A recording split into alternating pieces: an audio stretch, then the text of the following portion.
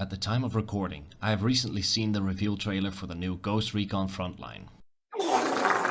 So I'm here to suggest an alternative to Ubisoft's Warzone clone. Ghost Recon Breakpoint, which I will from now on only refer to as Tacticool, is a game in which you hike long distances, spy on living beings with a funny little flying machine, click on animals, people, machines, and vehicles with people. Also, you can ultimately help a condescending brat win a drone race, so she can convince her mother to code a virus for you.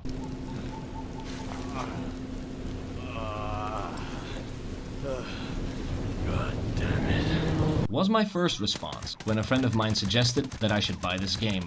This was a few months ago. I have since logged about 100 hours in the game, maxed one character, and beat the campaign, most of which in co-op with said friend, which I suggest you do as well, because I find the performance of the AI teammates to be a little inconsistent at times. I recommend only toggling them for boss fights for a Phoenix down. How do you know there is a boss fight coming? You'll know when you get there. If any of you has previously played this game or its predecessor, you will probably know what this game is about, but I'll tell you just in case you are unaware of this magnum opus by Ubisoft. On an archipelago in the South Pacific called Aroa, there is a military uprising, the reasons behind which are unknown. You take the role of Nomad, an officer in the elite ghost unit of the World Police, and are tasked with finding out why parallel universe Elon Musk has been slacking on his tax payments. So now it's your job to go in, commit acts of violence against the local population, eliminate security forces, blame it all on the rebels, and get out again. All in the name of geopolitical stability.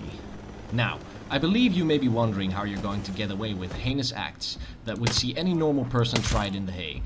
That is because operators technically do not exist, giving countries the ability to send people in without outright declaring a war on a country, due to plausible deniability. Because if any of the operators die, the country's leaders can simply shrug their shoulders and say, "I have never met this man in my entire life." And so, the charade of modern society continues. Due to this, I suggest taking a little liberal approach with civilian casualties from time to time. You may see civilians, but I see unarmed combatants, so I like to discourage them from having any stupid ideas. See? She left me no choice. In all honesty, I couldn't find a reason to pay any attention to the story, so I skipped through most of it. I'd advise you to do the same, to save yourself the suffering of having to listen to modern AAA dialogue. Fighting with some troops out there who are calling themselves wolves. You know who we're dealing with? Now you're dealing with me. A fate worse than death. Tacticool has several different biomes like forests and wet forests, in which to cause untold suffering. The way in which said suffering is caused is left entirely up to you, the player. Whether it be sneaking into bases and practicing the way of the blade to stealthily clear them, or turning enemies into meat slush by pelting them with Hydra 70 rockets from a helicopter. These are valid options. If you enjoy repetitive, labor-intensive activities as a pastime, the overindulgence in dopamine, an autistic mind, and short attention span demand that I require efficiency or low effort in my playstyle. So here is how I cheese and circumvent having to do Ubi's tedious bullshit. First off, we have to go through the dragged out intro sequence until we get to the main hub of the game. Everyone! And talk to our buddy from the last game, who gives us our best instrument of destruction. You damn superhero.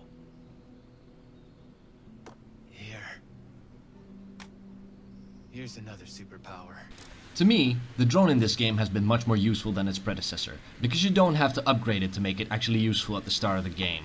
I think that the best way to explore in this game is to go to a place that's decently high up, throw your drone in the air, and float up until you get a nice visual cue that tells you where the border is. Then zoom and enhance, scan locations far away, then fast travel to a bivouac that's decently far out, and repeat the process.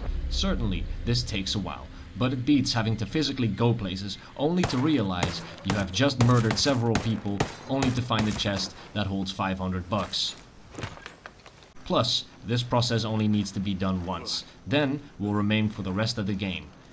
Which is good, because the bivouacs are very useful for getting around, and spawning in faster moving instruments of death. Or, so you don't have to walk between points, or even worse, steal the terrible land vehicles. Next up is equipment, the tools of the trade. As a chef picks his knife, so should you pick your firearms. Contrary to a chef, however, I suggest you never clean your most utilized tool for additional intimidation factor when passing civilians in-game, and maximum respect from your operator buddies when you accidentally cap a non-combatant with an ND. Personally, I suggest you take the size queen approach in regards to weapon caliber, which translates to bigger means better, because you can spend several rounds on one target that you failed to dink with the first shot, possibly risking alerting the surrounding group of chimps and receiving a pelting with simian feces. Or you can simply click a person out of existence from over 200 meters away by lobbing a pointy bit of steel encased in lead in their general direction. Now, you might think I'm compensating by doing this, but I can't hear you over the sound of my M82 casually introducing people to St. Peter from several hundred meters away. I suggest you try to acquire it as soon as possible, because when you realize that it can do this, you'll never want anything else with you. And lastly, but certainly still important, going by the philosophy of psychological warfare, we want to use intimidation to our advantage. We achieve this by decking our character out in Operator Gucci from head to toe as soon as possible. If your character does not look like it came from one of those high-speed, low-drag SF adverts within the first hour of gameplay, you're not doing it right. And I suggest you return to the airsoft field and come back to me when you've seen how real men play dress up.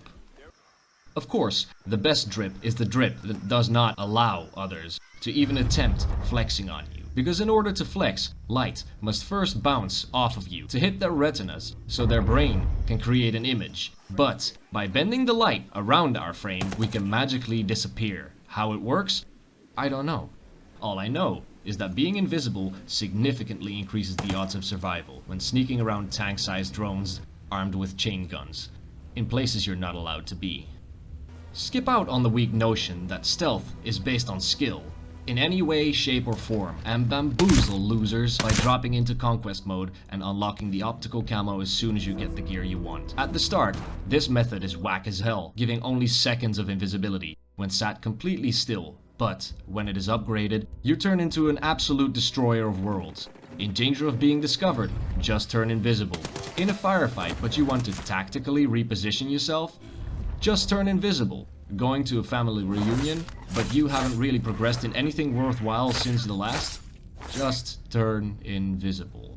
The matter of how you upgrade it, however, is a bit of a task, but can be completed through regular gameplay, since you need to find little boxes of good boy points scattered across the islands. Luckily by this point, you should have spotted a few places where you can see how many good boy points will be in said location. My personal rule of thumb is that anything under 400 points is not worth my time and should be left as a last resort for the final upgrades. However, I believe this process to be extremely time consuming for any reasonable increase of utility.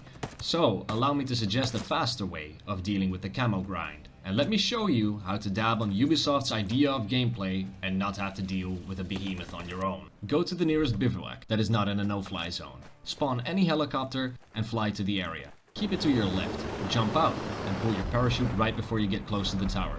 You should generally be able to float right in before the behemoth notices you and turns you into a Swiss cheese with legs. This strategy coincidentally gains a good amount of skill points to allocate to Ubisoft's other mechanics called skills and classes. I personally prefer the Pathfinder class because of its thermal vision being amazing for long ranges due to its clear sight picture, as evidenced by most of the video. Now, this video so far has been mostly jokes, but unlike your average media outlet backed by a large company, I'm not gonna lie to you. This game gets very repetitive over time, even in the objectively superior Conquest game mode. It is still basically the same gameplay loop. Therefore, I suggest playing this game sparingly, picking something else until you feel like doing some more tactical shenanigans and then come back. Ideally, with a friend who you have socially engineered into actually wanting to play this game, as it will significantly improve your experience. Tick Gerb is a game in a series that truly proves that sometimes it is best to let a good thing die. But it is a forgotten child, which in its own merit deserves a little bit of love every now and again. Of course, not too much, since then it may grow up into becoming an arrogant, belligerent little prick that will try to sell you NFTs, which Ubisoft has been trying to shoehorn in. But since I do not enjoy the sight of my partner being snuggled, by other men, I refuse to elaborate on this bubble any further. Now, like any wealthy investor or Hollywood executive will tell you, I do not believe in paying full price for a forgotten child, and as such, I advise you to buy this game only when it is on sale, or via less reputable websites that sell it for less. Because paying a 3-digit sum for a near 3-year-old game is to me like lending your house to a friend for a social event only to clean up the trash yourself. All in all, Tacticool is a piece of garbage that somehow still manages to squeeze at least some hours of entertainment out of the poorly treated Ghost Recon formula. Like a piece of garbage I found as a child, but like said garbage, I should not be playing with it too much, because for all its flaws and minor successes, let us not forget that its predecessor is still a superior product. Skip out on Frontline, just buy Wildlands instead. And while you're at it, sell all your Ubisoft stocks. This is not investment advice, but if a gaming company loses almost 50% of its share price during a pandemic spanning a little over 2 years, where people have to stay inside for that period of time, I don't think you're doing a very good job. And besides, it seems Ubisoft is more focused on other things right now than making money. That's about all I've got for today. Thank you for watching my mad ramblings until the end. If you enjoyed it, please leave a like so my monkey brain can keep going.